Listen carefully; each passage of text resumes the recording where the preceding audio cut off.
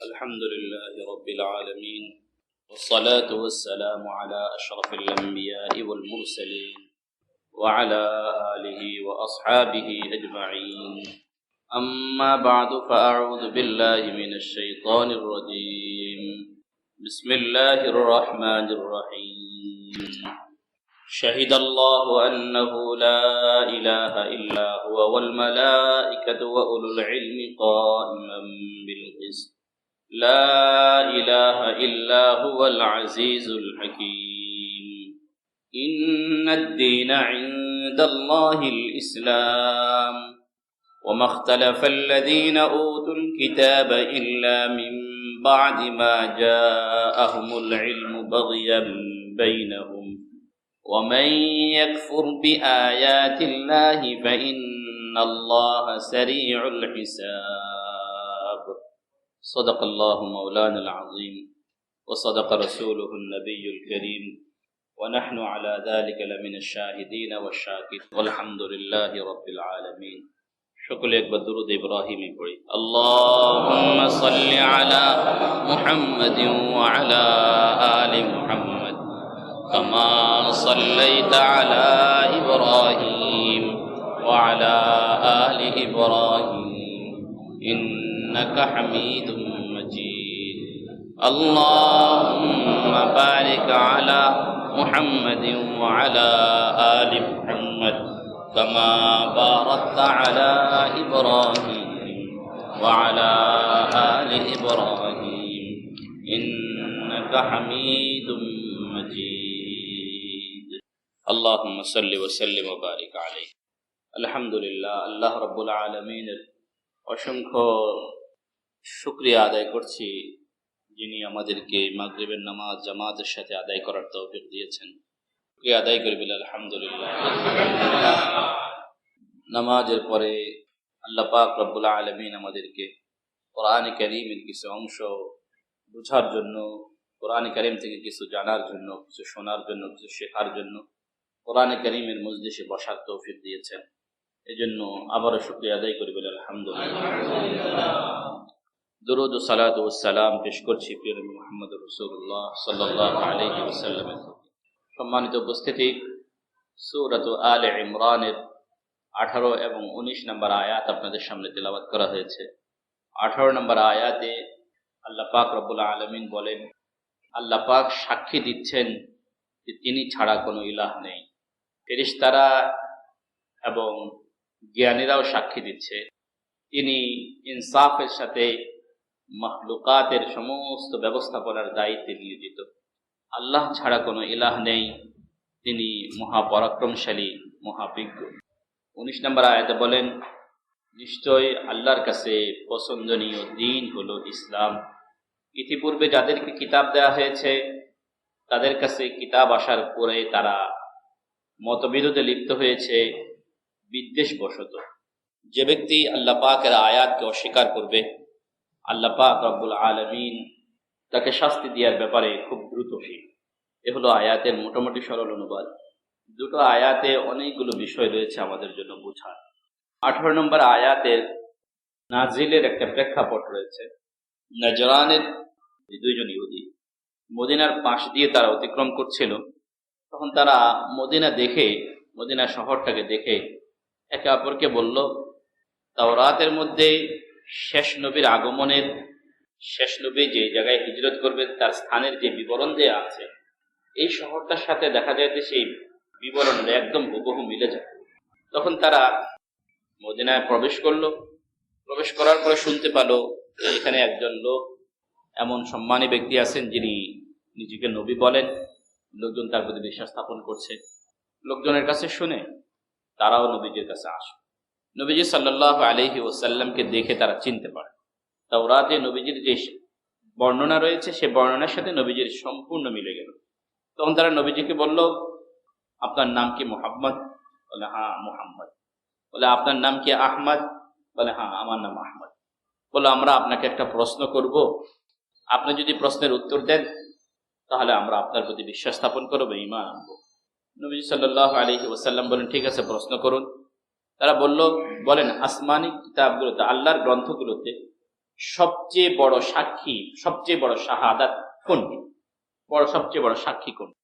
তখন আল্লাহ পাক রব্বুল আলামিন তাদের প্রশ্নের জবাবে এই আয়াত নাযিল করলেন, শাহিদাল্লাহু আন্নাহু লা ইলাহা ইল্লাহু ওয়াল মালাইকাতু ওয়া উলুল ইলমি কাইমান বিল কিসত লা ইলাহা ইল্লা হুয়াল আজিজুল হাকীম।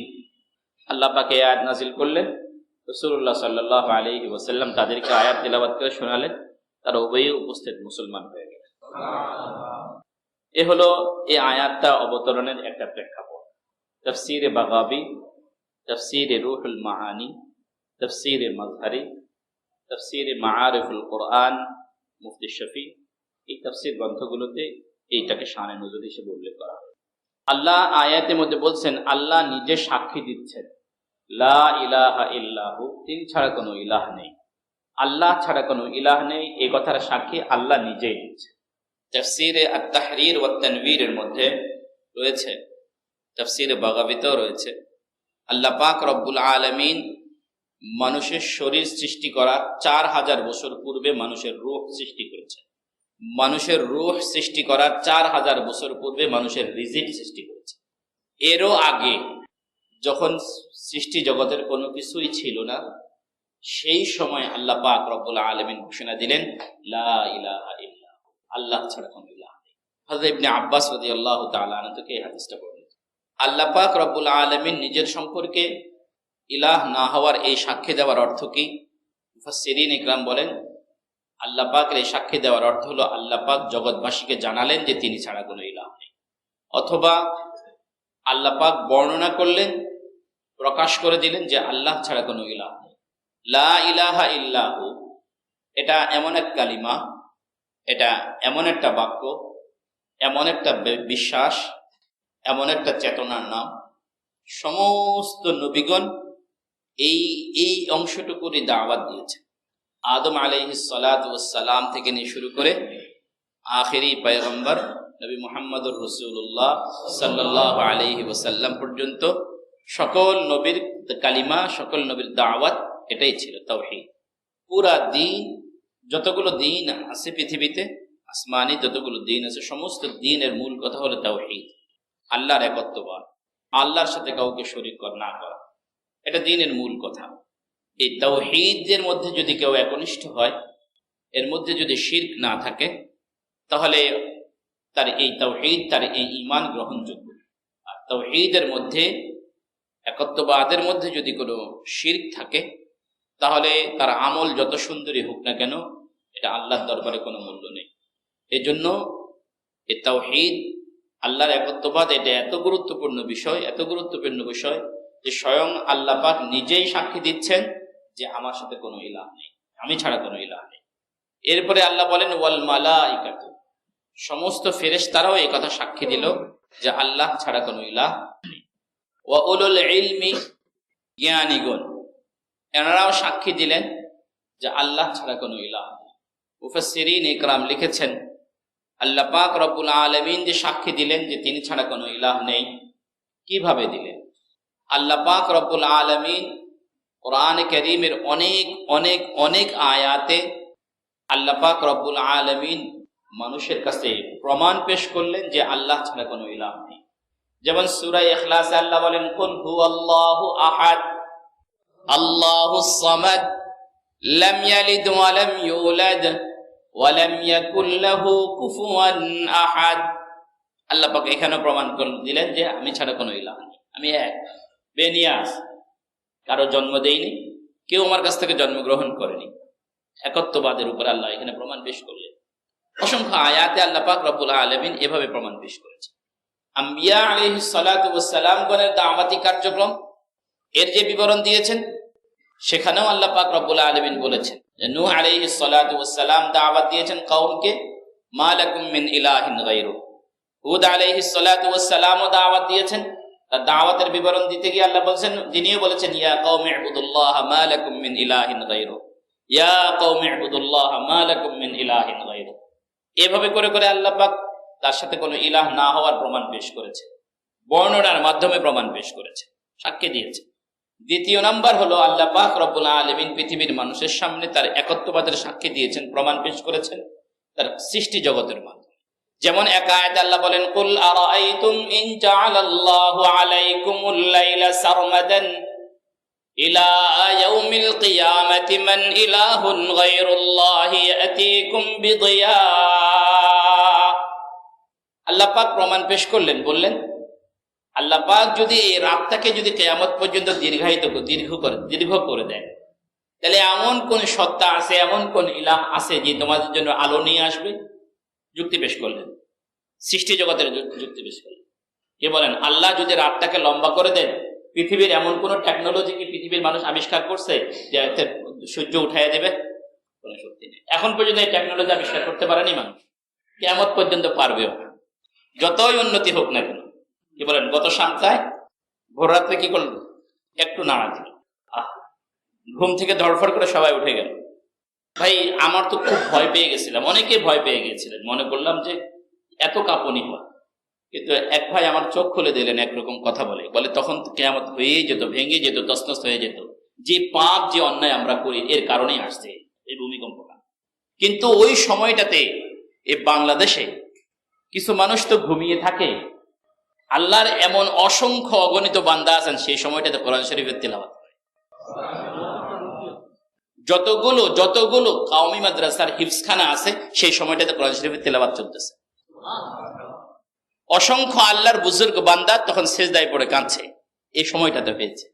আমি তো মনে করি, মানে আমার দাবিও এটা, যে আল্লাহ পাক রব্বুল আলামিন আমাদেরকে রক্ষা করছেন ওই সমস্ত আল্লাহর বান্দাদের কোরআনের তিলাওয়াতের কারণে, তাহাজ্জুদের কারণে, চোখের পানির কারণে, রোজাদারির কারণে, কান্দার কারণে। যাই হোক, যেটা বললাম, আল্লাহ প্রমাণ পেশ করলেন, কুল আরাআইতুম ইন জাআলাল্লাহু আলাইকুমুল লাইলা সারমাদান ইলা ইয়াউমিল কিয়ামা, কিয়ামত পর্যন্ত যে লম্বা করে দেন, তাহলে এমন কোন সত্তা আছে যে তোমাদের জন্য সূর্য নিয়ে আসবে? এরপর আয়াতে বলেন, কুল আরাআইতুম ইন জাআলাল্লাহু আলাইকুমুন নাহারা সারমাদান ইলা ইয়াউমিল কিয়ামাতি মান ইলাহুন গায়রুল্লাহি ইয়াতিকুম বিলাইলিন তাসকুনুনা ফীহি। যেমন কোন সত্তা আছে যিনি দিনকে, দিবসকে যদি তোমাদের জন্য লম্বা করে দেন, এমন কোন ইলাহ আছে যে তোমাদের জন্য রাত নিয়ে আসবেন, যে রাতের মধ্যে তোমরা প্রশান্তি অর্জন করবে? প্রমাণ পেশ করলেন। সূরা আর রহমানের মধ্যে আল্লাহ পাক রব্বুল আলামিন নিয়ামত দিলেন, নিয়ামত দিয়ে বলতেছেন, ফাবিআই আলাই রাব্বিকুমা তুকাযযিবান। আল্লাহ পাকের কোন কোন নিয়ামতকে তোমরা অস্বীকার করো? মারাজাল বাহরাইনি ইয়ালতাকিয়ান বাইনাহুমা বারযাখুন লা ইয়াবগিয়ান ফাবিআই আলাই রাব্বিকুমা তুকাযযিবান। কালো পানি চলছে একদিক থেকে, মিষ্টি পানি চলছে আরেক দিক থেকে। একটা পানির সাথে আরেকটার পানি মিশ্রণ ঘটছে না। পৃথিবী বিজ্ঞানীরা গবেষণা করছে। কিছুদিন আগে পড়লাম, এক বিজ্ঞানী 21 বছর পানির নিচে থেকে গবেষণা করছে। 21 বছর পানির নিচে থেকে গবেষণা করে তিনি বের করলেন যে উভয় পানির মাঝে এমন একটা দেয়াল আছে অলঙ্ঘনীয়, যে দেয়ালের কারণে এক পানি আরেক পানির সাথে মিশে না। 21 বছর গবেষণা করে বের করলেন। উনি যখন গবেষণা করে ওনার থিওরি পেশ করলেন, এক মুসলমান এসে ওনাকে শোনাই দিল, বলে, আরে ভাই, তুমি 21 বছর গবেষণা করে যেটা বের করলা, 1400 বছর আগে আল্লাহ পাক, আল্লাহর হাবিব কোরআনে কারীমে সেটা বলে দিয়েছেন, মারাজাল বাহরাইনি ইয়ালতাকিয়ান বাইনাহুমা বারযাখুন লা ইয়াবগিয়ান। উভয়ের মাঝে এমন একটা বারযাখ আছে, এমন একটা ওয়াল আছে যে ওয়ালের কারণে একটা একটার সাথে মিশে না। বলেন না সুবহানাল্লাহ। আল্লাহ পাক বলেন, এই যে আমার কুদরতের নিদর্শন, একটা পানিকে আরেকটা পানি থেকে আমি আলাদা করে রাখছি, এখন একজন এমন কোন ইলাহ আছে যে এই কাজটুকু সম্পাদন করে দিতে পারে? আল্লাহ, লা ইলাহা ইল্লাল্লাহ, আল্লাহ ছাড়া কোনো ইলাহ নেই। তিনি কোরআনে কারীমের মাধ্যমে, বক্তব্যের মাধ্যমে যেরকম সাক্ষী দিলেন, তার কুদরতের নিদর্শনের মাধ্যমে তার কুদরত মানুষের সামনে প্রকাশ করে দিয়ে কি করলেন? পৃথিবীর মানুষ হাদিসে কুদসিতে আল্লাহ পাক রব্বুল আলামিন বলছে, কিভাবে বলেন? আল্লাহ পাক বলতেছেন, তোমার সৃষ্টির দিকে তুমি তাকাও, যে তোমাকে আমি কেমন কুদরতি ভাবে পালন করলাম, কেমন কুদরতি নিজামে আমি তোমাকে পালন করছি। সে কুদরতি নিজাম কি? মায়ের পেটের ভিতরে আপনার অস্তিত্ব তৈরি করছে, আপনার নকশা তৈরি করছেন, পানির মধ্যে নকশা তৈরি করছেন, এমন এক নকশা তৈরি করছেন পৃথিবীর অন্য কোনো নকশার সাথে এই নকশার কোনো মিল নেই। বলেন না সুবহানাল্লাহ। পৃথিবীর অন্য কোনো নকশার সাথে আপনার নকশার কোনো কি নেই, মিল নাই, নতুন নকশা। তাহলে এখন চিন্তা করেন, এমন এক সত্তা যার কাছে কোটি কোটি মানুষের মানুষ সংখ্যায় গণনা করতে সম্ভব নয়, এত সংখ্যক নকশা যার কাছে আছে, তিনি আল্লাহ। আল্লাহ পাক রব্বুল আলামিন সেখানে নকশা তৈরি করে 5 মাস যখন আপনার বয়স হয়ে গেল, সেখানে আপনাকে রূহ দিয়ে দিল। রূহ আসার পরে পৃথিবীতে যখন রূহ আসলো, আপনি বেঁচে আছেন, 1 মিনিট যদি শ্বাস প্রশ্বাস গ্রহণ না করেন, তাহলে কি বেঁচে থাকবেন না মারা যাবেন? মারা যাবেন। অথচ সেখানে প্রায় 5 মাসের মতো আপনি অবস্থান করলে একটা বারের জন্য শ্বাস গ্রহণ করা হয়। বলেন না সুবহানাল্লাহ। আল্লাহ ওই সত্তা যিনি আপনাকে 4টা মাসেরও বেশি সময় পর্যন্ত নিঃশ্বাস নেয়া ছাড়া বাঁচিয়ে রেখেছেন, তিনি আল্লাহ। পানির ভিতরে, প্যাকেটের ভিতরে সুরক্ষিত আধারে আপনাকে উপর করে রাখছে। চিৎ করেন কেন? লিআল্লা তাফতাহা মিন রাইহাতিত তাআম, লিআল্লা তাদুররুকা রাইহাতুত তাআম, খাবারের গন্ধ যাতে তোমাকে কষ্ট না দেয়। মাশাইতুকা ফি গিশা লিআল্লা তাফতাহা মিন যুলমাতির রহম, তোমাকে আমি সেখানে পর্দার ভিতরে রাখছি যাতে মায়ের পেটের অন্ধকার তোমাকে যেন কোনো রকম ভয় না দেয়, তুমি যেন কোনো রকম ক্ষতিগ্রস্ত না। এমন কুদরতি ভাবে বানাইছে। এরপর আল্লাহ পাক বলেন, মান আওসালা ইলাইকাল গিযা ওয়া আনতা জানিনুন ফি বাতনি উম্মিক, তুমি যখন তোমার মায়ের পেটের ভিতরে ছিলে তখন কে তোমার কাছে খাবার পৌঁছাইছে? কে পৌঁছাইছে? যখন পূর্ণ হয়ে গেল, ফালাম্মা আনতাম্মা মুদ্দাতু আশহুরিক, তোমার যখন আসার সময় হয়ে গেল, আল্লাহ বলেন সুম্মা সাবিলা ইয়াসসারা, আমি রাস্তাকে কি করে দিয়েছি? প্রশস্ত করে দিয়েছি, তুমি দুনিয়াতে চলে আসছো। বলেন না সুবহানাল্লাহ। সুম্মা সাবিলা ইয়াসসারা, রাস্তা আসান করে দিয়েছি, তুমি দুনিয়াতে চলে আসছো। এখন এই যে তোমার দুনিয়াতে আসা, এই যে কার্যক্রম, এটা দিয়েও আল্লাহ পাক প্রমাণ পেশ করতে যাচ্ছেন যে আল্লাহ ছাড়া কোনো ইলাহ নেই, আল্লাহ ছাড়া কোনো ইলাহ নেই। এ হলো শাহিদ আল্লাহু আন্নাহু লা ইলাহা ইল্লাল্লাহ লা ইলাহা ইল্লাহু। আল্লাহ সাক্ষী দিচ্ছেন, আল্লাহ নিজের কওলের মাধ্যমে সাক্ষী দিয়েছেন, আল্লাহ পাক রব্বুল আলামিন নিজের কুদরতের মাধ্যমে সাক্ষী দিয়েছেন, আল্লাহ পাক কোরআনে কারীমের আয়াতের মাধ্যমে সাক্ষী দিয়েছেন, আল্লাহ পাক রব্বুল আলামিন হাদিসে কুদসির মাধ্যমে মানুষের সামনে প্রমাণ পেশ করেছেন, যুক্তি পেশ করেছেন। সংক্ষিপ্ত আকারে এতটুকু বললাম। এরপর বলেন ওয়াল মালাইকাতু, ফেরেশতারা সাক্ষী দিচ্ছে আল্লাহ ছাড়া কোনো ইলাহ নেই।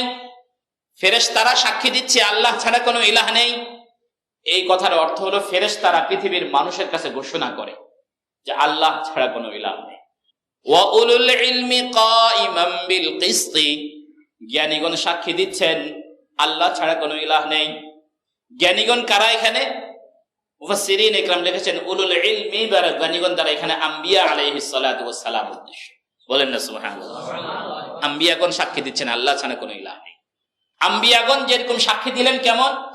আম্বিয়াগণ একদিক থেকে আল্লাহ পাকের বক্তব্য, আল্লাহ পাকের কথাটাকে মানুষের কাছে পৌঁছায় দিলেন, জবানে বললেন মা লাকুম মিন ইলাহিন গায়রু আন'বুদুল্লাহ ওয়াত্তাকুহু ওয়া আতিউন। নূহ আলাইহিস সালাতু ওয়াস সালাম, হুদ আলাইহিস সালাতু ওয়াস সালাম একই কথা বললেন, সমস্ত নবীগণ একই কথা বললেন, ইয়া কওমি ইবুদুল্লাহ মা লাকুম মিন ইলাহিন গায়রু। 2 নাম্বার, সাথে সাথে আল্লাহ ছাড়া যে কোনো মাবুদ হতে পারে না, এই পক্ষে আম্বিয়া আলাইহিস সালাতু ওয়াস সালাম মানুষের কাছে যুক্তি উপস্থাপন করছেন, প্রমাণ পেশ করেছেন। আম্বিয়া আলাইহিস সালাতু ওয়াস সালাম যে সকল প্রমাণ পেশ করেছেন সেগুলো কি? আম্বিয়া আলাইহিস সালাতু ওয়াস সালাম, যেমন হযরত ইব্রাহিম আলাইহিস সালাতু ওয়াস সালামের কথাই ধরে নিই আমরা। ইব্রাহিম আলাইহিস সালাতু ওয়াস সালামের কওমের লোকরা মূর্তি পূজা করত। এই মূর্তি পূজা করার অর্থ হলো এই মূর্তিগুলোকে তারা তাদের মাবুদ মনে করত, তাদের উপাস্য মনে করত, মূর্তিগুলোকে তারা ক্ষমতাশালী মনে করত। ইব্রাহিম আলাইহিস সালাতু ওয়াস সালাম তার কওমের লোকদের সামনে বুঝালেন, মৌখিকভাবে বুঝালেন যে এই মূর্তিগুলো উপাস্য হওয়ার কোনো শক্তি রাখে না। এরা বুঝে নাই। ইব্রাহিম আলাইহিস সালাতু ওয়াস সালাম মূর্তিদের সামনে খানা পরিবেশন করা হলো, লাঠি নিয়ে গেলেন, বলেন এই খাও, তোমরা খাও, তোমাদের জন্য খানা পরিবেশন করা হলো, খাও। কি বলেন? মাটির পুতুল মূর্তি খাবে? খায় না। ইব্রাহিম আলাইহিস সালাতু ওয়াস সালাম কওমকে বুঝালেন যে তোমরা এমন এক উপাস্যের কি করো? পূজা করো।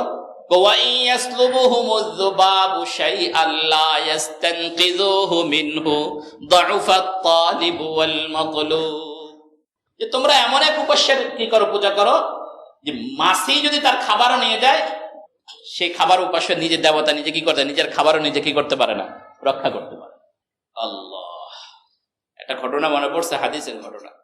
সাহাবীদের নাম আমার এখন যেখানে নাই। কয়েকজন সাহাবী মুসলমান হয়ে গেলেন, যুবক মুসলমান হলেন, তাদের বাবা মুসলমান হয়। ওই হবল মূর্তিটাকে খুব পছন্দ করত, মহাব্বত করত, মূর্তিটাকে খুব পূজা অর্চনা করত। ছেলে চাইলে বাবা ইসলাম গ্রহণ করে, মূর্তির অসারতা তার সামনে প্রকাশ পাক। এজন্য বন্ধু বান্ধব মিলে বাবার প্রিয় মূর্তিটাকে নিয়ে ঘরের থেকে নিয়ে সকালবেলা দূরে কূপের মধ্যে ফালাই দিয়ে আসছে। সকালবেলা উঠে দেখে যে বাবা দেখে যে মূর্তি নাই। খুব তালাশ করলেন, তালাশ করে যাই দিলেন কূপের মধ্যে পড়ে আছে, নিয়ে আসলেন, গোসল টোসল করায় ধুয়ে রাখলেন। আহা, তোমার সাথে এমন বেয়াদবি কে করলো? পরবর্তী দিনে একই কাহিনী হলো। তৃতীয় দিন বাবা ভাই চিন্তা করলেন কি করা যায়, মূর্তির কাছে একটা তরবারি দিয়ে দিলেন। তোমার সাথে যদি আসে কেউ এরকম বেয়াদবি করতে আসে, এই তরবারি দিয়ে তুমি তোমার নিজের হেফাজত করো। পরের দিনে ছেলেরা মূর্তিটাকে নিয়ে একটা মরা কুকুরের সাথে একসাথে বাইন্ধা পচা দুর্গন্ধ কূপের মধ্যে ফালায় রাখছে। সকালবেলা উঠে দেখে যে মূর্তি তো নাই, গায়েব, খোদা তো গায়েব। তালাশ করতে করতে যায় দেখে যে মরা পচা কূপের ভিতরে কুকুরের সাথে একই রশিদে বাঁধা। সাথে সাথে চোখ খুলে গেছে। বলেন না সুবহানাল্লাহ। আরে এটা যদি খোদা হয়, তরবারি দিয়ে রাখলাম, বাঁচাইতে পার, নিজে বাঁচতে পারলো না, মরা কুকুরের সাথে একসাথে খোদা থাকতেও পারে না। যুক্তি পেশ করলেন, দৃষ্টি খুলে গেল, সাথে সাথে ফিরে আসলেন, নবীজির দরবারে গেলেন, সাথে সাথে ইসলাম গ্রহণ করলেন। বললাম যে আম্বিয়া আলাইহিস সালাতু ওয়াস সালাম গুণ, আল্লাহ পাক যে ইলাহ, এক, একত্ববাদের উপরে। আল্লাহ পাক ইলাহ, আল্লাহ পাকের সাথে কোনো শরীক নেই। ইব্রাহিম আলাইহিস সালাতু ওয়াস সালাম সহ সমস্ত নবী মানুষকে এভাবে বুঝাইছেন, হাতে কলমে ধরে। শেষ পর্যন্ত ইব্রাহিম আলাইহিস সালাতু ওয়াস সালাম কওমের লোকদেরকে বুঝানোর জন্যই, দাওয়াতের জন্যই মূর্তিগুলোকে ভাঙলেন, বড়টাকে রেখে দিলেন। সবগুলো মূর্তি ভাঙলেন, বড়টাকে রাখলেন, সেটার গলার ভিতরে কুড়াল ঝুলাই দিলেন। সম্প্রদায়ের লোকেরা ঈদ করে, আনন্দ করে, মেলা করে যখন পূজা করার জন্য আসলো, এসে দেখে সবগুলো ভেঙে চুরমার, বড়জন বসে আছে। নমরুদ তো রেগে মেগে ফায়ার, যে এমন আচরণ কে করলো? কেউ কেউ বললো যে ইব্রাহিমকে শুনতাম সে এগুলো নিয়ে একটু সমালোচনা করত। ঠিক আছে, ইব্রাহিমকে সকলের সামনে নিয়ে আসো। ইব্রাহিম আলাইহিস সালাতু ওয়াস সালামকে নিয়ে আসা হলো। জিজ্ঞাসা করলো, ক্বালু আ'আনতা ফাআলতা হাযা বিআলিহাতিনা ইয়া ইব্রাহিম।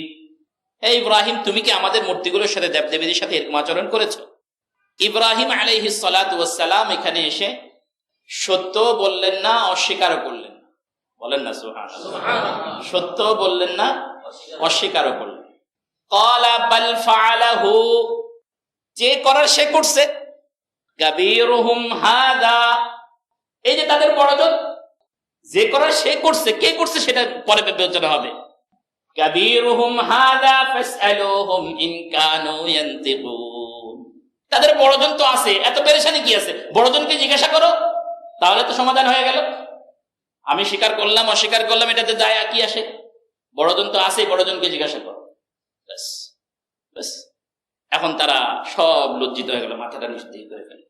বলল, ইব্রাহিম তুমি তো জানো আমাদের এই খোদাগুলো কথা বলে না, আমাদের এই খোদাগুলো কি বলে না, কথা বলে না। ইব্রাহিম আলাইহিস সালাতু ওয়াস সালাম এবার দাওয়াত দেওয়ার জন্য মোক্ষম সুযোগ পেয়ে গেলেন। বলেন, উফিল লাকুম ওয়া লিমা তা'বুদুনা মিন দুনিল্লাহ আফালা তা'কিলুন। ধিক তোমাদেরকে, তোমাদের মাথায় কি এতটুকু ঘিলু নাই? যেই মূর্তি, যেই দেবদেবী, যেই খোদাগুলোকে তোমরা পূজা করছো, যাদেরকে তোমরা অর্চনা করছো, এরা কথা বলতে পারে না, নিজেদের কোনো ক্ষতি কিংবা উপকার করতে পারে না, তোমাদেরকে কিভাবে বাঁচাবে? যুক্তি পেশ করলেন। হযরত ইউসুফ আলাইহিস সালাতু ওয়াস সালাম তার কওমের সামনে এইভাবে যুক্তি পেশ করেছেন। মুসা আলাইহিস সালাতু ওয়াস সালাম, যাদের কথা কোরআনে বলা আছে, সবাই আল্লাহ পাকের ওয়াহদানিয়তের উপরে সাক্ষী দিয়েছে। আল্লাহ পাক এক। ওয়া উলুল ইলমি কাইমান বিল কিসত, ওয়া উলুল ইলমির আরেক ব্যাখ্যা হলো ইহুদীদের মধ্যে থেকে, আহলে কিতাবদের মধ্যে থেকে যারা ঈমান এনেছে তারা, যেমন আব্দুল্লাহ ইবনে সালাম রাদিয়াল্লাহু তাআলা আনহু। কোন মুফাসসির বলেছেন ওয়া উলুল ইলমি এর ব্যাখ্যা হলো আনসার এবং মুহাজিরগণ। বলেন না সুবহানাল্লাহ। এনারাও আল্লাহ পাকের পক্ষে সাক্ষী দিয়েছে। কেমন সাক্ষী? যে বিলাল হাবশী রাদিয়াল্লাহু তাআলা আনহু মরুভূমিতে নির্যাতন করা হচ্ছে, আর তিনি আহাদ আহাদ বলে চলছে।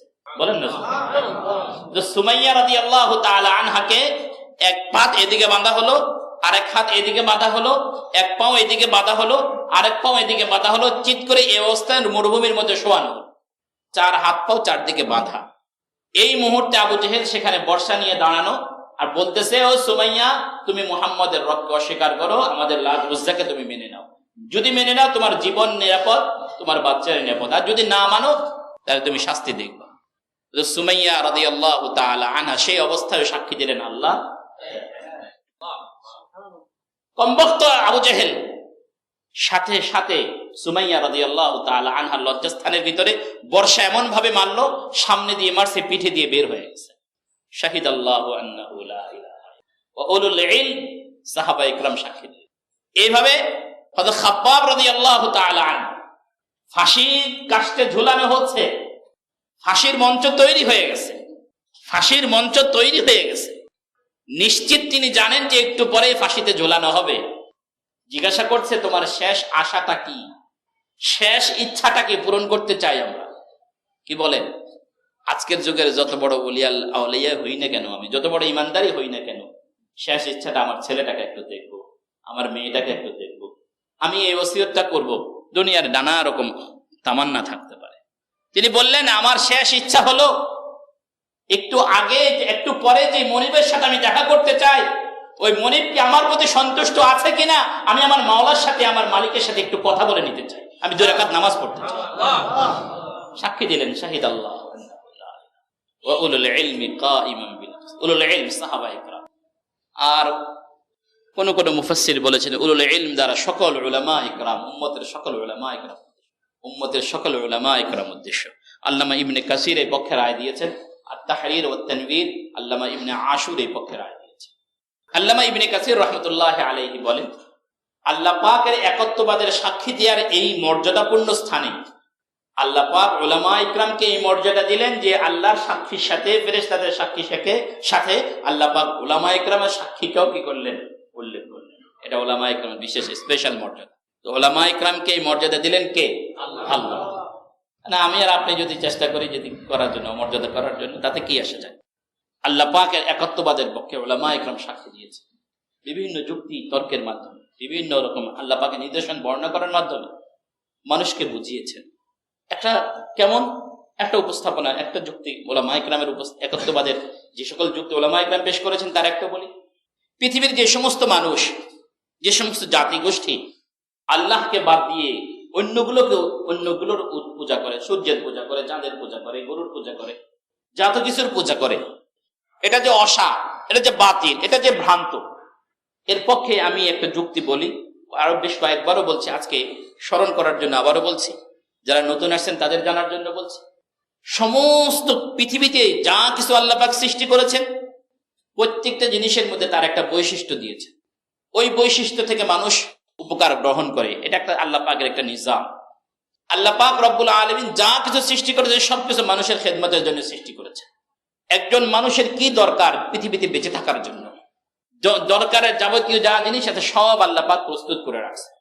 আল্লাহ পাক রব্বুল আলামিন মানুষের প্রয়োজনে কিছু জিনিস সূর্যের মধ্যে জমা করে রাখছেন, মানুষের প্রয়োজনে কিছু জিনিস চাঁদের মধ্যে জমা করে রাখছেন, মানুষের প্রয়োজনীয় জিনিস কিছু বাতাসের মধ্যে জমা করে রাখছেন, মানুষের কিছু প্রয়োজনীয় জিনিস মাটির মধ্যে জমা করে রাখছেন, মানুষের কিছু প্রয়োজনীয় জিনিস আল্লাহ পাক সমুদ্রের মধ্যে জমা করে রাখছেন, মানুষের কিছু প্রয়োজনীয় জিনিস আল্লাহ পাক গাছের মধ্যে জমা করে রাখছেন, মানুষের কিছু প্রয়োজনীয় জিনিস আল্লাহ পাক বাতাসের মধ্যে জমা করে রাখছেন। মাখলুকাত সৃষ্টিগত নানা বিষয়ের মধ্যে আল্লাহ পাক রব্বুল আলামিন মানুষের দরকারি জিনিসগুলোকে জমা করে রাখছেন। মানুষের জন্য ভিটামিন দরকার, সূর্যের মধ্যে আছে।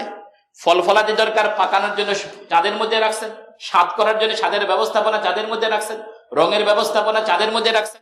মানুষের জীবন ধারণের জন্য সমুদ্রের মধ্যে রাখছেন কিছু জিনিস, অক্সিজেন বাতাসের মধ্যে রাখছেন। এই সব জিনিস সৃষ্টি করছেন কে? আল্লাহ। পৃথিবীর কোন বিজ্ঞানী, পৃথিবীর কোন মেডিকেল সায়েন্স আজ পর্যন্ত একটা ভিটামিন আবিষ্কার করতে পারেনি, ভিটামিন তৈরি করতে পারেনি। আল্লাহ পাক সৃষ্টি করছেন। আল্লাহ পাকের সৃষ্টি জিনিসের মধ্যে থেকে পর্দা সরায়া তারা মানুষের জন্য উপকার, মানুষের ব্যবহারে নিয়ে আসছে। এতটুকু কাজ তারা করেছে। সৃষ্টি করছেন কে? আল্লাহ। ওনারা কাজ করেছেন এতটুকু, এটার মধ্যে পর্দা ছিল, আবরণ ছিল, ঢাকা ছিল, গোপনে ছিল, সে এখান থেকে আবরণটা সরাইছেন, এটাকে খুলে নিয়ে মানুষের ব্যবহারের মধ্যে আনছে। এতটুকু কাজ ওনাদের। তাহলে আল্লাহ পাক রব্বুল আলামিন সূর্যের মধ্যে মানুষের যে কল্যাণ রাখছেন, ওই কল্যাণটা মানুষ পর্যন্ত পৌঁছানোর জন্য সূর্যটাকে মাধ্যম বানাইছেন। চাঁদের জন্য মানুষের জন্য যে মানুষের জন্য যে কল্যাণ রাখছেন সেটা চাঁদের মধ্যে রাখছেন। চাঁদকে মানুষ পর্যন্ত কল্যাণটা পৌঁছানোর জন্য চাঁদকে মাধ্যম বানাইছেন। মানুষের অক্সিজেন দরকার, অক্সিজেনটা মানুষ পর্যন্ত পৌঁছানোর জন্য বাতাসের মধ্যে এটাকে কি করছেন, আমানত রাখছেন, বাতাসকে মাধ্যম বানাইছেন। কি বলেন? বাতাসকে কি বানাইছেন? মাধ্যম বানাইছেন। মানুষের যে কল্যাণ লোহার মধ্যে রয়েছে, লোহা যাতে মানুষ পর্যন্ত সেটা পৌঁছায় দেয়, লোহাকে মাধ্যম বানাইছেন। মানুষের যে কল্যাণগুলো মাটির মধ্যে রাখছেন, মাটি যাতে মানুষ পর্যন্ত সেটা পৌঁছায় দেয়, এই জন্য মাটিকে মাধ্যম বানাইছেন। এখন বলেন তো দেখি, মাধ্যম উপকারী, মাধ্যম বেশি সম্মানিত হয় না যিনি এর মধ্যে রাখছেন তিনি বেশি সম্মানিত হন? যিনি রাখছেন তিনি সম্মানিত হন। ওলামা একরাম বুঝাইতে চাচ্ছেন, সূর্যকে তোমরা পূজা করো, সূর্য তোমাকে কল্যাণ দেয়। আসলে কল্যাণের মালিক সূর্য না, কল্যাণের মালিক যিনি সূর্যের ভিতরে এই কল্যাণটা রাখছেন। সূর্য শুধু মাধ্যম, মাধ্যম সম্মানিত হতে পারে না। একটা ছোট্ট উদাহরণ হতে পারে এরকম, বাদশাহ আরেক দেশের বাদশাহ আপনার জন্য উপঢৌকন পাঠাইছে। যিনি উপঢৌকন নিয়ে আসছেন উনি সম্মানিত, ঠিকই আছে, বাকি যিনি আপনার জন্য উপঢৌকনটা পাঠাইলেন তার মতো সম্মানিত না। আপনি যদি পরবর্তীতে উপঢৌকন দিতে চান, যিনি উপঢৌকন নিয়ে আসলেন তাকে দিবেন, না যিনি আপনার জন্য উপঢৌকন পাঠালেন তাকে দিবেন? যিনি পাঠালেন তাকে দিবেন। ইনি মাধ্যমে, নাকি সর্বোচ্চ মেহমানদারি আপনি করবেন? মেহমানদারি করবেন। আল্লাহ পাক রব্বুল আলামিন সূর্যটাকে, আল্লাহ পাক নিজেই হলেন মেজবান। ভিটামিন গুলো সূর্যের মাধ্যমে আমাদের কাছে পৌঁছাইলেন, অক্সিজেনটা বাতাসের মাধ্যমে আমাদের কাছে পৌঁছাইলেন, পানির মানুষের জীবন ধারণের ব্যবস্থাপনা পানির মাধ্যমে আমাদেরকে পৌঁছাইলেন। পানি শুধু বাহক মাত্র, পত্রবাহক। আল্লাহ পাকের কল্যাণের বাহক, এর মালিক না, মালিক আল্লাহ।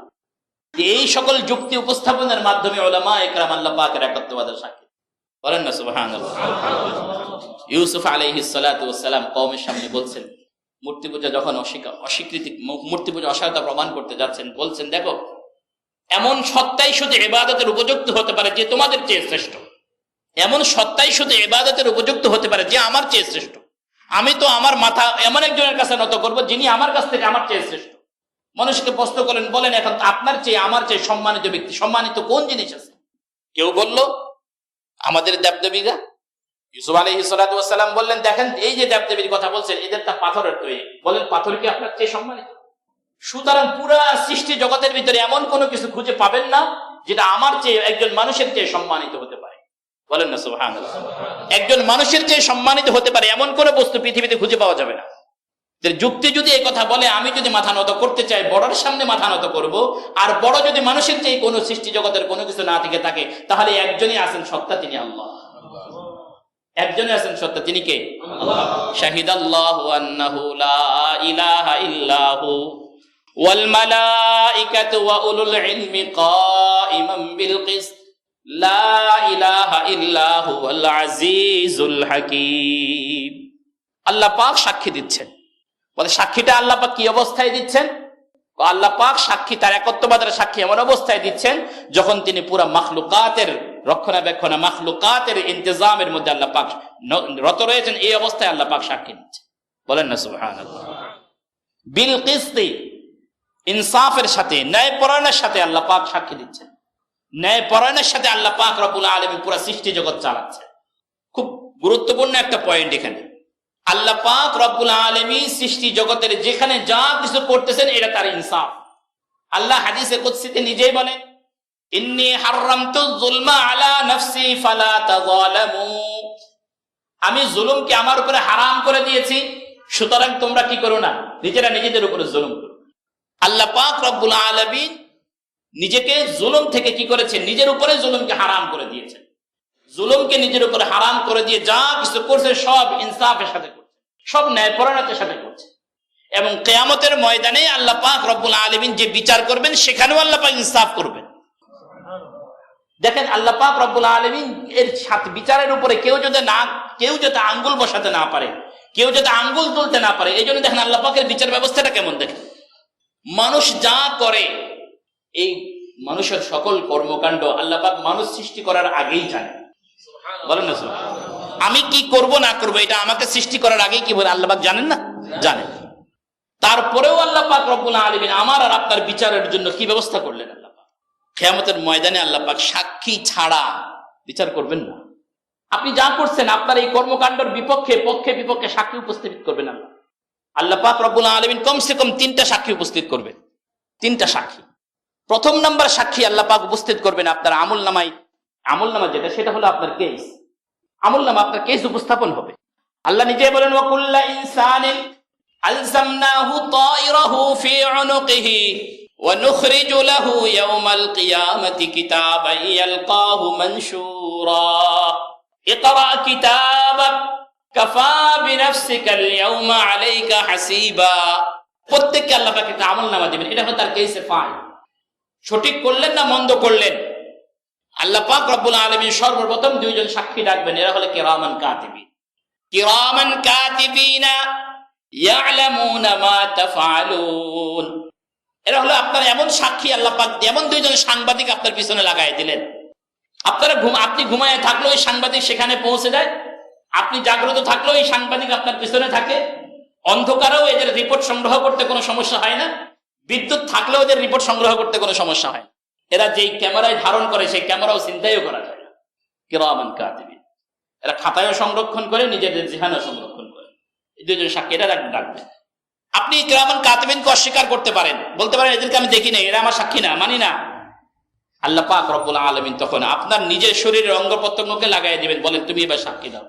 আল ইয়াউমা নাখতিমু আলা আফওয়াহিহিম ওয়া তুকাল্লিমুনা আইদিহিম ওয়া তাশহাদু আরজুলুহুম বিমা কানু ইয়াকসিবুন। আপনার মুখের মধ্যে তালা মেরে দেওয়া হবে, হাত কথা বলবে, নাক কথা বলবে, চামড়া কথা বলবে। যখন এরা সাক্ষী দেওয়া শুরু করবে আপনি বলবেন, আশ্চর্য বলবেন, ওয়াকালু লিজুলুদিহিম লিমা শাহিদতুম আলাইনা ক্বালু আনতাকানা আল্লাহুল্লাযী আনতাকা কুল্লা শাই ওয়া হুয়া খালাকাকুম আউওয়ালা মাররা ওয়া ইলাইহি তুরজাউন। বলে, আরে চামড়া, তুমি আমার বিপক্ষে সাক্ষী দিচ্ছ, তোমার জন্য কত ধরনের দামি দামি লোশন আমি তোমার গায়ে ব্যবহার করছি, তুমি আমার বিপক্ষে সাক্ষী দাও। আশ্চর্য হবে, ওই বলবে আশ্চর্য হওয়ার কোনো কিছু নাই, আমার মাওলা আমার জবান খুলে দিচ্ছে, বলেন না। দ্বিতীয় নাম্বার সাক্ষী, আপনার শরীর আপনার সাক্ষী, অঙ্গ প্রত্যঙ্গ সাক্ষী, আপনার অঙ্গ প্রত্যঙ্গ আপনার সাক্ষী। তৃতীয় নাম্বার সাক্ষী হবে পৃথিবীর যেই জায়গায় আপনি অপরাধটা করেছেন সেই জায়গাটা আপনার বিপক্ষে সাক্ষী।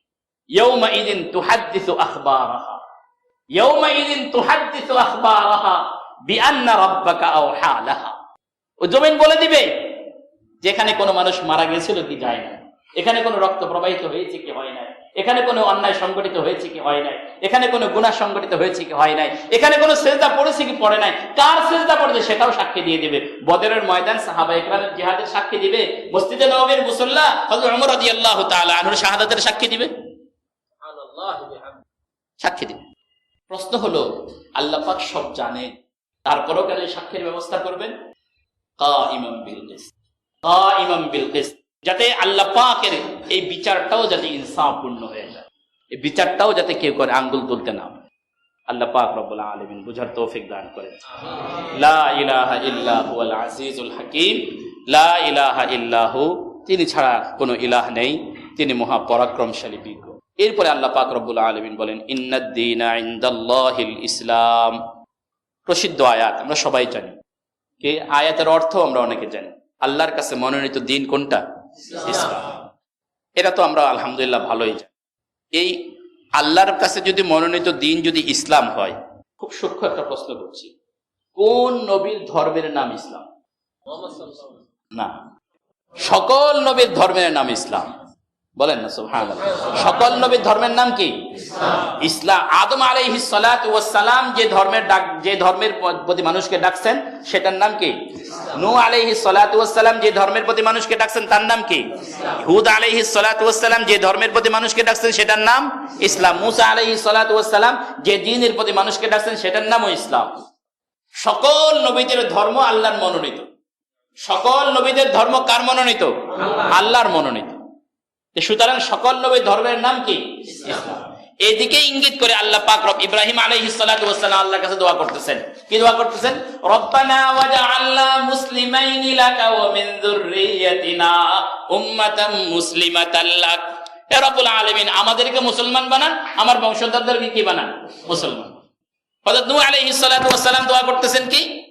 উমিরতু আন আকুনা মিনাল মুসলিমিন। আল্লাহ পাক আমাকে নির্দেশ দিয়েছেন আমি যাতে মুসলমান হয়ে যাই।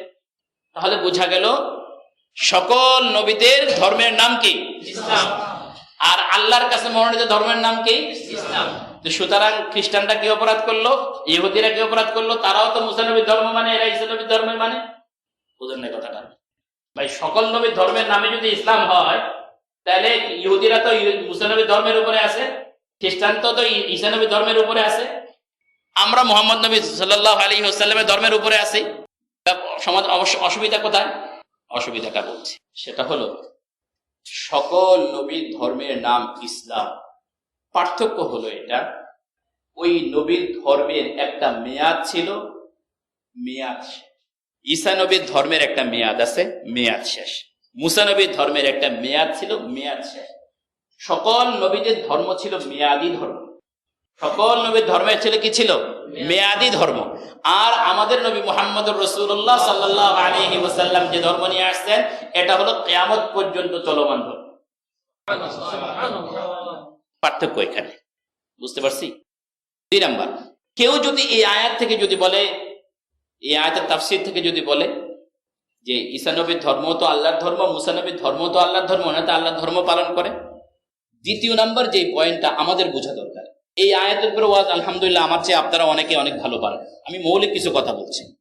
আমাদের সাথে ওনাদের যে ধর্মের যে, তাদের ধর্ম যে মেয়াদি, আমাদের ধর্ম যে চলমান, এর প্রমাণ যদি মুসা নবীর ধর্ম যদি এখনো যদি চলমান হতো, তাহলে আল্লাহ পাক রব্বুল আলামিন মুসা নবীর ধর্মটাকে সংরক্ষণ, ঈসা নবীর ধর্ম যদি এখনো চলমান হতো, তাহলে আল্লাহ পাক এটাকেও সংরক্ষণ। কথা বুঝেন নাই মনে হয়? কেন? এই ধর্মের উপরে যদি মানুষ চলতে চায়, আর এটা যদি আল্লাহর মর্জি মোতাবেক হতে হয়, তাহলে আল্লাহ পাক যেইভাবেই মুসা নবীর উপরে নাযিল করেছেন, সেইভাবে যাতে অনন্তকাল টিকে থাকে, এর ব্যবস্থাপনা আল্লাহ পাক করতেন। ঈসা নবীর উপরে যে ধর্ম নাযিল করেছেন, এটা যদি আল্লাহ পাক কিয়ামত পর্যন্ত টিকিয়ে রাখার মানুষের বাসনা যদি আল্লাহর হতো, সিদ্ধান্ত যদি আল্লাহর হতো, তাহলে আল্লাহ পাক ঈসা নবীর উপরে যেভাবে নাযিল করেছেন, এর মধ্যে যাতে কোনো পরিবর্তন যেন না হয়, এই জন্য যত রকম ব্যবস্থাপনা দরকার ছিল আল্লাহ পাক সবগুলো কি করতেন। কিন্তু পক্ষান্তরে বর্তমানে কি ইহুদিদের ধর্মগ্রন্থ তাওরাত, এটা কি বিকৃত অবস্থায় আছে না সংরক্ষিত অবস্থায়? বিকৃত অবস্থায়। সুতরাং বোঝা গেল এটার মেয়াদ শেষ। যদি এটার মেয়াদ যদি থাকতো, তাহলে বিকৃতি হওয়ার কোনো সুযোগ ছিল না। তাওরাত ইনজিলের যদি ইনজিল যদি চলমান হতো, বিকৃত হওয়ার সুযোগ ছিল না। যেহেতু ইনজিল বিকৃত হয়ে গিয়েছে, বোঝা দেওয়া দরকার কি এটার মেয়াদ কি হয়ে গেছে, শেষ হয়ে গেছে।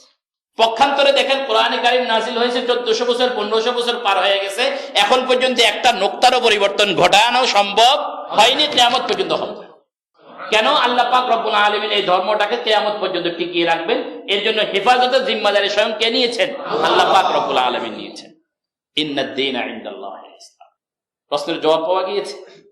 যে নবী যে ধর্মের মেয়াদ যতদিন ছিল, অতদিনের মধ্যে যারা ওইটাকে পালন করেছে, তারা সশংকার মুসলমান।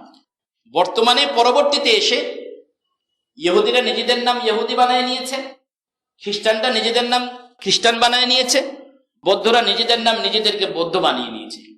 বরং অনেকেই দাবি করতে চায় ইব্রাহিম আলাইহিস সালাতু ওয়াস সালাম ইহুদি ছিলেন, কেউ দাবি করে ইব্রাহিম আলাইহিস সালাতু ওয়াস সালাম খ্রিস্টান ছিলেন। বরং আল্লাহ পাক নিজে অস্বীকার করে বলেন, মা কানা ইব্রাহিম ইয়াহুদিয়ান ওয়ালা নাসরানিয়ান ওয়ালাকিন কানা হানিফাম মুসলিম।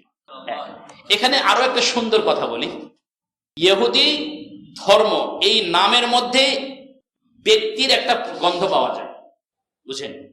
ইহুদি এই ধর্ম, এই শব্দ, এই নামের ভিতরে একজন ব্যক্তির সাথে সম্পর্কিত একটা গন্ধ পাওয়া যায়। খ্রিস্টান বা ঈসাই, এটা মূল শব্দ হলো ঈসাই, ঈসাই বলার সাথে সাথে এখানে একজন ব্যক্তির গন্ধ পাওয়া যায়।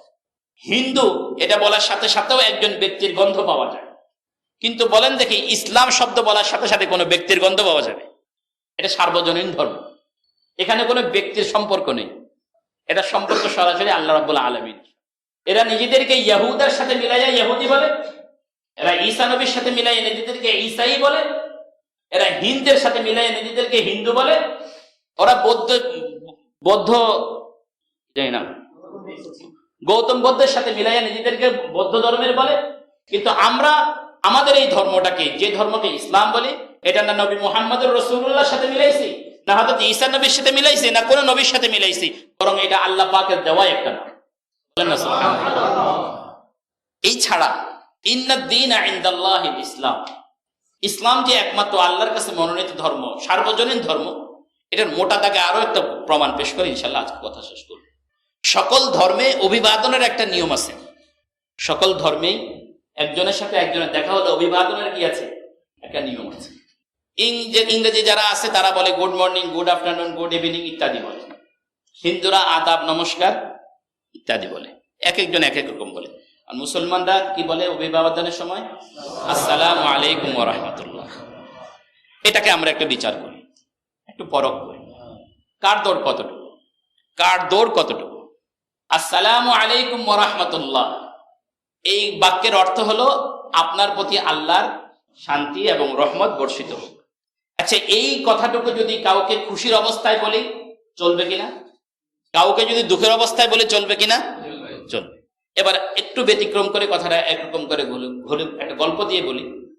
মনে করেন আপনি একজন যুবক বহুদিন বিদেশ করে আসছে, বিদেশ করে দেশে যখন আসছে বিবাহ করার জন্য, বিবাহের শাড়ি কেনার জন্য বাজারে গেছে, দোকানে, কাপড়ের দোকানে যাই দেখে ওনার ছোটকালের বাল্যকালের প্রাইমারি স্কুলের স্যারও বাজার দোকানে আসছে। স্যার আসছে ছেলের মৃত্যুর জন্য, ছেলের জন্য কাফনের কাপড় কিনতে, আর এই ছেলে গিয়েছে বিবাহের কাপড় কেনার জন্য সকালবেলা।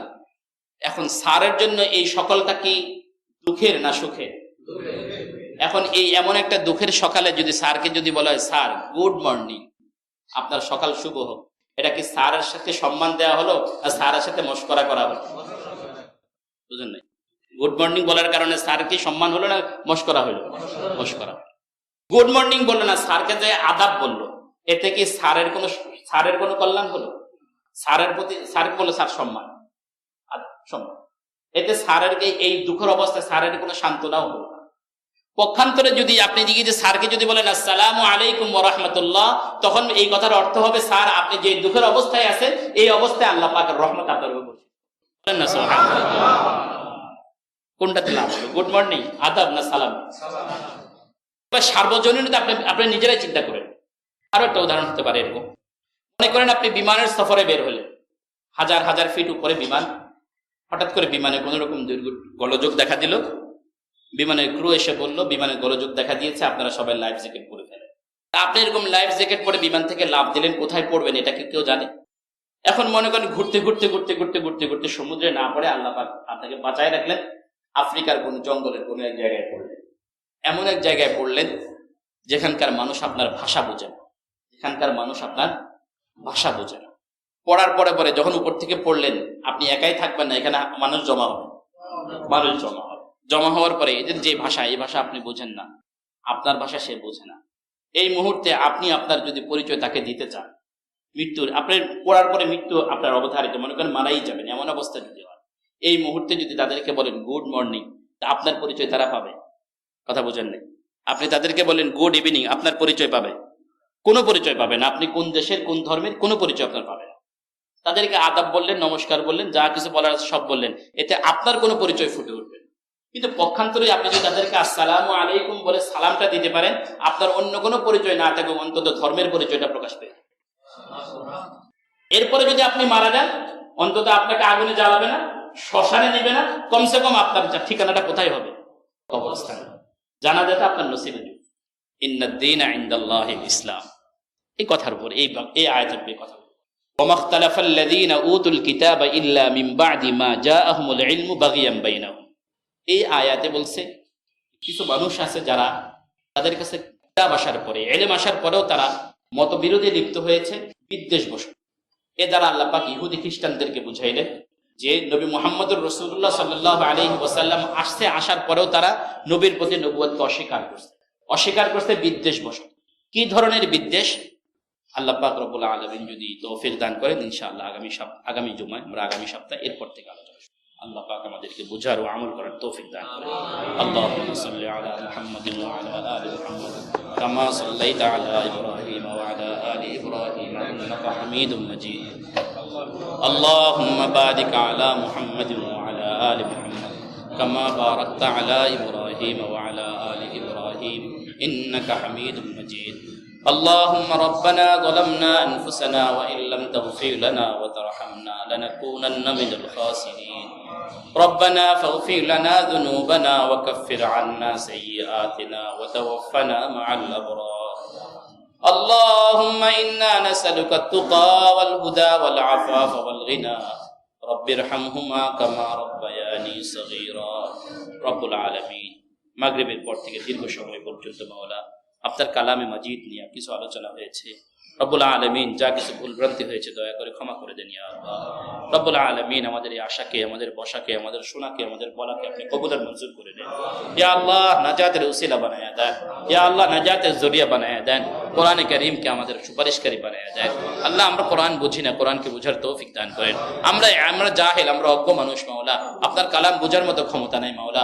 ইয়া আল্লাহ, আপনার বান্দারা বুঝার পিপাসা নিয়ে মাওলা বসে, বুঝার আগ্রহ নিয়ে বসে মাওলা। ইয়া আল্লাহ, আপনার বান্দাদের এই চাহিদাকে পূরণ করার মতো ইলম আপনি দিয়ে দেন ইয়া আল্লাহ।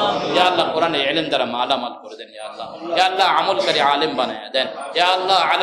আমলকারী আলেম বানায়া দেন ইয়া আল্লাহ। বেআমল আলেম হওয়া থেকে হেফাজত করেন ইয়া আল্লাহ। ইয়া আল্লাহ, যা কিছু বলা হচ্ছে, যা কিছু শোনা হয়েছে মাওলা, ইয়া আল্লাহ আমাদেরকে ভালো ভালো কথাগুলোর উপর আমল করার তৌফিক নসিব করেন।